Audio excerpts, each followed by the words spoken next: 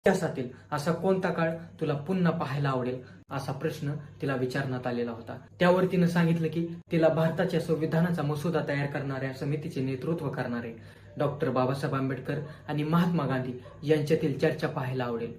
जान्हवी पुढे म्हणते, मला असं वाटतं की डॉक्टर बाबासाहेब आंबेडकर आणि महात्मा गांधी यांच्यातील चर्चा पाहणं खूप महत्वाचं ठरेल. कोणत्या मूल्यांसाठी ते लढले आणि त्यांची मतं काळानुसार कशी बदलत गेली, त्याचा लोकांवर कसा प्रभाव पडला, याबद्दलची वेळ चर्चा ऐकायची आहे. या दोघांनी आपल्या समाजाला खूप काही दिलं, त्यामुळे मला असं वाटतं की ते चर्चा खरीच ऐकण्यासारखी असेल.